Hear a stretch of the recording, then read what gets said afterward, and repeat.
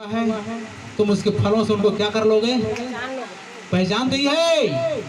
तुम उनके फलों से उनको पहचान लोगे। तो कौन सा फल से पहचानोगे?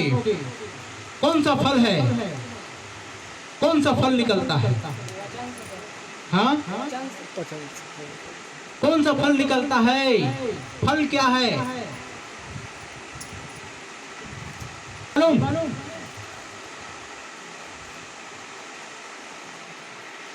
जो तुम्हारे अंदर है वही बाहर आता है ना?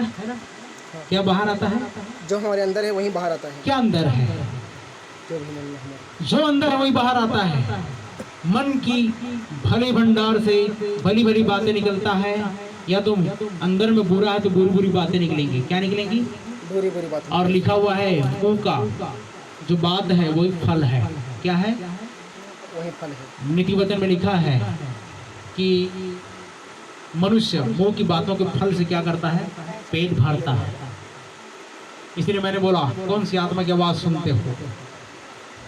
तुम नहीं जानते कि कैसी आत्मा में हो। जब उसने कहा इसका कुछ तो कुछ कारण है, इसलिए हम हर एक को ऐसा एक्सेप्ट कर सकते हैं क्या? नहीं कर सकते। हर एक को हम ऐसा स्वीकार कर सकते हैं क्या? नहीं कर सकते। न जाने वो कैसी आत्मा में है, न जाने वो भ्रम की आत्मा में है, न जाने वो, क्योंकि लिखा हुआ है नाश होने वालों के लिए सब प्रकार की झूठी सामर्थ और आश्चर्य कर्म सीने चंगाई चमत्कार के साथ होगा।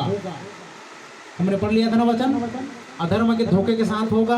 और जो सत्य की प्रतीति नहीं करते हैं, अर्थात ये वचन को एग्जैक्ट उसका अर्थ नहीं जानते हैं और आज उछाल मारते रहते हैं, आज उछलते रहते हैं बड़ी जोश होश में। एक प्रभु के सेवक यूट्यूब में प्रचार कर रहा था, अन्य भाषा भी नरक में जाएगा। बड़ा विचित्र है ना? तो मेन क्या चीज है जो स्वर्ग में ले जाएगी? क्या चीज है स्वर्ग में ले जाएगी? वचन को जिए रहेगा, वचन को पालन किए रहेगा, वचन के अनुसार चला रहेगा, वो चीज आपको बचा पाएगी। हालेलुया। इसलिए अरे गरे की नत्थु खैर की आवाज सुनने की आवश्यकता नहीं है। हर एक में परमेश्वर की पवित्र आत्मा नहीं है। हर एक में परमेश्वर की पवित्र आत्मा नहीं है। उन लोग क्या है पता है? शारीरिक लोग हैं जिनमें आत्मा नहीं। ये फूट डालने वाले लोग बोला गया उनको, दिल को खुश करने के लिए, कानों की खुजली मिटाने के लिए, मनभावनी बातों को लाने के लिए ये ऐसा उछल के प्रचार करते हैं।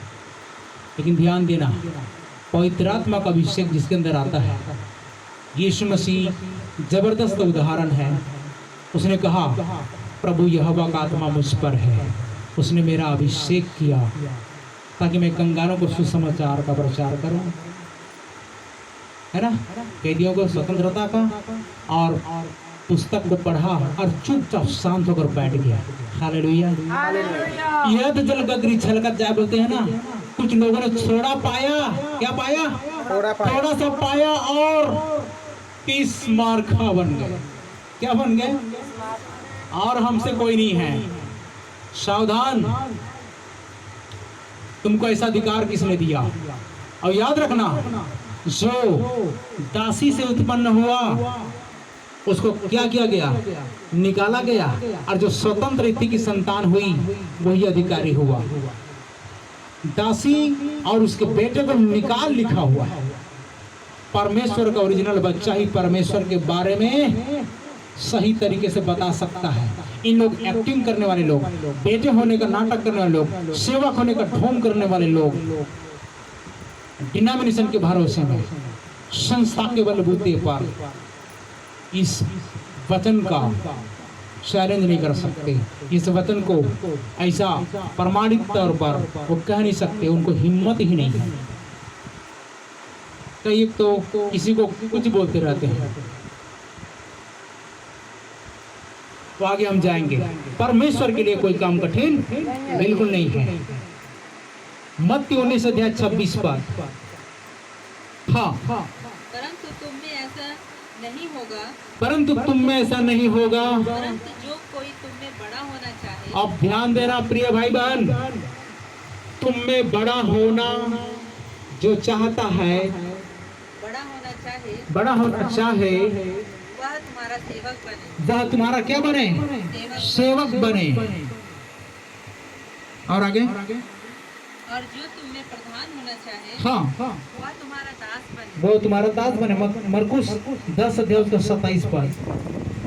यीशु ने उनकी ओर देखकर कहा कहा मनुष्य से यह नहीं हो सकता। मनुष्य से ये नहीं हो सकता। जब लोगों ने पूछा ये कैसे हो सकता है, तो याद रखना 20 लाख लोगों में, 20 लाख इस्राएली प्रजाओं में सिर्फ 2 प्रतिज्ञा के देश में पहुंचे, तो आज इतने ज्यादा एक्टर हो गए हैं। समझ में आ रहा है कितने लोग जाएंगे? बड़ा ताज्जुब लगता है। जो सच्चाई से परमेश्वर के वचन का पालन करने के लिए, यहाँ कौन आएगा? कोई बीच में आएगा? कोई दूसरा तीसरा आएगा? नहीं आएगा। क्या लिखा है? तुम अपने घर वाले, पत्नी, बच्चे, परिवार वाले, माता पिता जितने भी पाए जाते हैं, उद्धार के लिए बोल रहा हूँ, स्वर्ग राज्य में जाने के लिए बोल रहा हूँ, अधिकार प्राप्त करने के लिए बोल रहा हूँ।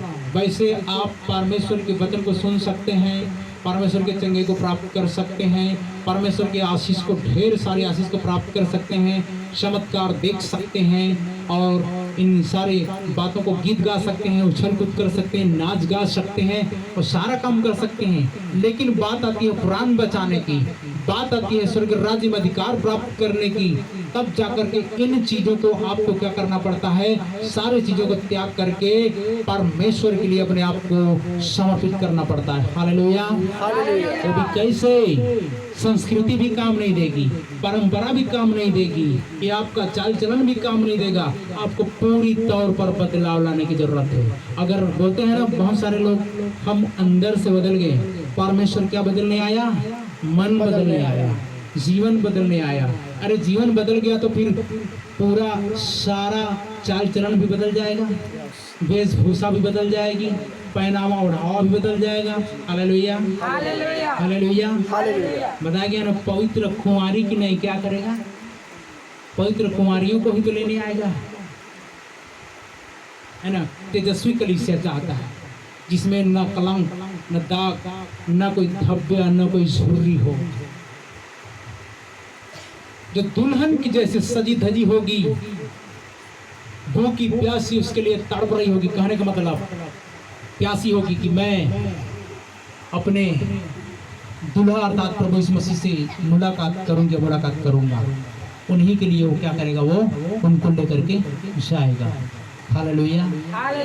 इसलिए कितना ज्यादा इस अंतिम युग में अपने आप को सजाने की जरूरत है, अपने आप को तैयार करने की जरूरत है। नहीं तो एक्सेप्ट कर लेने के बाद अगर चल नहीं पाए तो हमारे लिए कोई बड़ी बात नहीं, क्योंकि ऑलरेडी हमें तो इधर नीचे रहना ही रहना है।